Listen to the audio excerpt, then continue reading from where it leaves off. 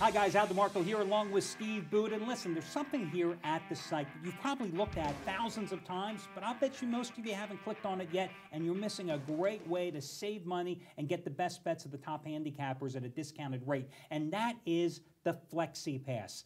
And it's kind of unique. I think it's the only thing in this business that gives you an option of jumping from handicapper to handicapper, trying to catch the wave, to try to catch the big play as they come out. Because with the Flexi Pass, guys, you don't have to make a long-term commitment to any one handicapper. Instead, let's say you buy a 2-handicapper, 7-day handicapper Flexi Pass. You get to choose each one of those days which 2 handicappers you want the plays of. So today, for example, they might want my play and your play, maybe my play and Craig Davis's play. It's your option, but you're locked in at the price. You save a lot of money. I remember when I came up with this concept like 6 years ago, I was in Disney World at the time, and they offered me that, well, Flexi Pass to be able to go, a park hopper they called it, from one park to the other, see the fireworks at this park, see the parade at this park. And that's when it dawned on me, this would be perfect for our business. Because in our business, the cappers, like the players themselves, are all very streaky. And that's why trusting the site is so important. And the fact that you can trust our records is so important. If you buy one handicapper for 30 days, well, he's going to go up, he's going to go down, and you're going to ride along with him. If you buy that same Flexi Pass for 30 days, you get to determine every day who you follow, so you can always follow the hot guy. It's a great strategy for winning. And you can buy for 1 handicapper, 2, 3, 4 handicappers. You can buy the 1 handicapper 30-day Flexi Pass, and 30 days you can make a change of handicappers every single day. I'll tell you what a lot of guys do. They do make a commitment to one particular handicapper because, yes, everybody's streaky, but over the long term they produce a profit. But they buy a committed package from one guy, a 30-day package. Usually right after he's hot. Right, exactly. And they'll ride him, but then they come in and they use the Flexi Pass to cherry pick for other big plays. And here's the beautiful thing.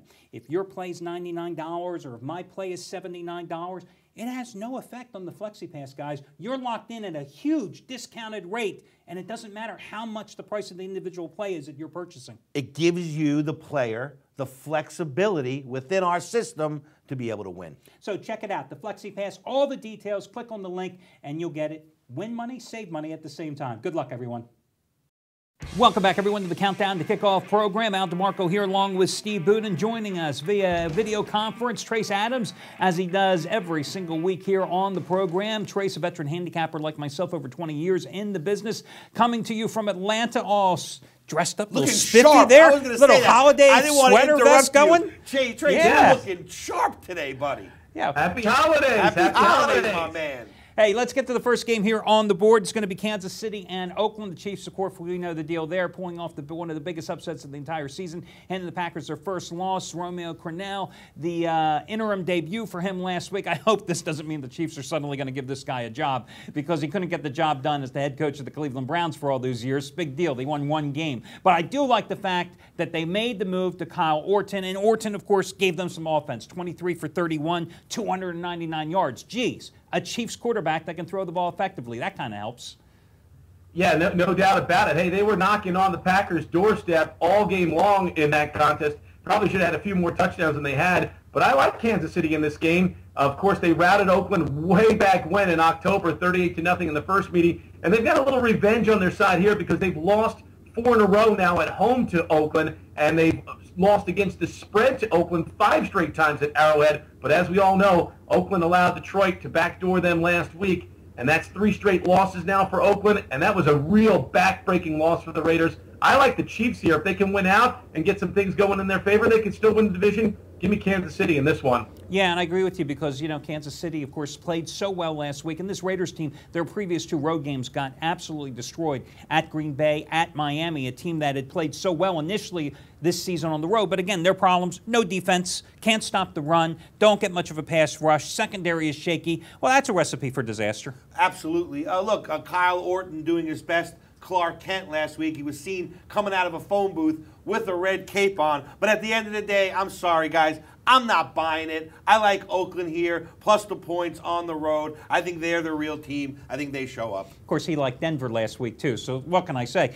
Joe, Tracy, just joking around with you. I don't want to, don't want to get him too ticked off here. When you're right, you're right. I can't say anything about that. Okay, all jokes aside, Trace, let's get to the next game. Giants and Jets.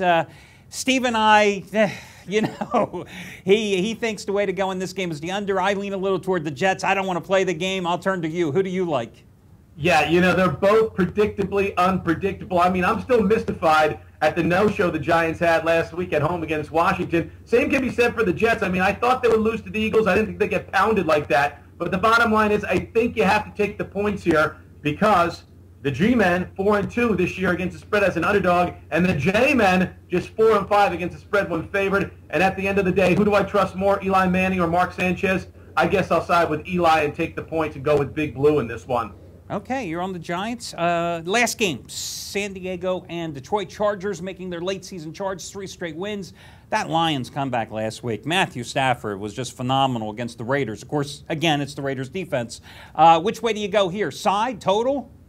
I like the total. Every once in a while, I like to bring you guys a total, and this is my over special of the week. I see a lot of points being scored indoors at Ford Field. San Diego has gone over now 2 of their last 3 and 3 of their last 5. And the Lions, of course, they went way over last week against Oakland. They've been over their last pair and 5 of their last 7. I think offense rules the day, and we've got an over between the Chargers and the Lions. I can certainly see his point because Chargers have gone over in 9 of their last 10 on the road. I like San Diego in this game because Detroit, as I've said repeatedly this season, you can't stop the run. Chargers can run the ball with Tolbert and Matthews. And the Lions, of course, defensively overall, they stink. That's the bottom line. San Diego's playing with confidence. Philip Rivers is looking like the Philip Rivers of a couple of years ago. So I think it's going to be a barn burner. I certainly like the over, but I like the Chargers to win the game outright. Well, right on schedule. Norv Turner shows up at the end of the season to make a push so he keeps his job next year. I like San Diego also. I had Detroit last week, got the push on the show. But this week, I think I actually had San Diego as well last week. So my perception on both of these teams have been pretty good. I give the edge to San Diego here, taking the points on the road.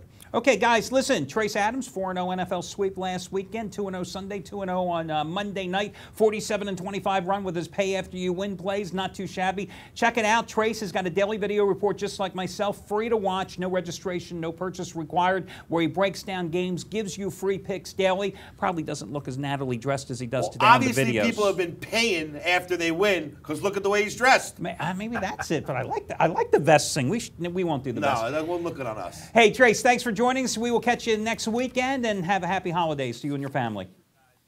All right. Steve, before we take a quick break here, let's turn to the Washington-Minnesota game, as I alluded to earlier. I liked the Redskins last week against the New York Giants. Of course, with the Redskins, it's a schizophrenic team because you've got Rex Grossman at quarterback. Couple interceptions early, late. He looked like dynamite against the Giants. But they have covered 4 of their last 5. But they've only won 2 of those 5 games. But you've got a Minnesota team that's lost 6 in a row. That defense, that secondary, I've repeatedly said this season how they have been scorched.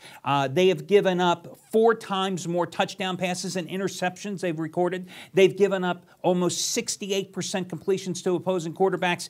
I don't think Minnesota can stop Washington in this spot. Well, I was wrong about both of these teams last week, so I don't know if I'm the right one to ask, but I feel the same way. Everyone's talking about Adrian Peterson coming back this week and how that's going to positively affect Minnesota, but their problem is defense, not offense. They can't stop anybody. I think Rex Grossman comes in here with an easy task. I think he gets the win and the cover, and I think that's the way it goes down. Yeah, and listen, Peterson's not going to be as effective running outside on the turf, coming back still from that ankle injury. Redskins can put pressure on opposing quarterbacks, so Christian Ponder may have his hands full. And the nice thing about the Redskins, they have their full offensive arsenal now. You've got Santana Moss back. You've got Ray Healy, who's come out of nowhere to really bolster that injury-depleted backfield, to give them a solid ground game.